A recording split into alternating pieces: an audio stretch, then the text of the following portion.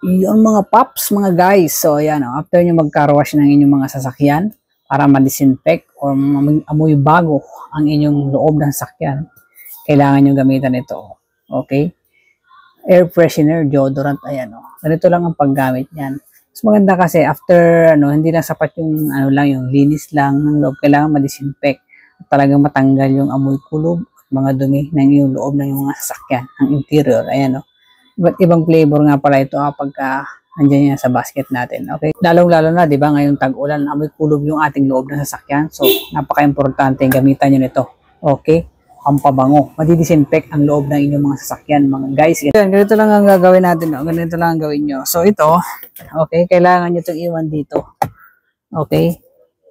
Yan, pipindutin nyo lang ito para mag-lock. Yan, long press nyo yan. Pero syempre, paandarin na natin yung sasakyan at itodo natin yung pinakaano niya, blower niya, no? Okay, so naka-on na yung sasakyan mga paps, mga guys. Tapos itong blower is yan, in-on ko na. Tapos, hanggang maximum natin yung hangin.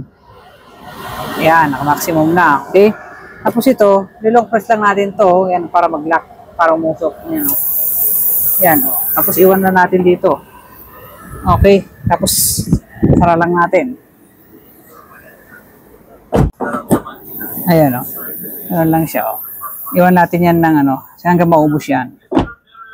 Ayan, after 2 minutes, yan natin, ayan, ubos na siya. Okay, wala na usok. So, ayan, pwede na natin patayin yung makina. Ayan, bango. So, yun mga guys, mga paps. So, tapos ng 2 minutes yung bango, na disinfect na yung loob ng ating sasakyan. Tsaka iba amoy niya. Nag-amoy bago. Yan, back to zero ang sinasabi nila. Okay? So, nandyan lang yan sa basket. Pamili na lang kayo dyan ng flavor niya. Okay? Thank you for watching.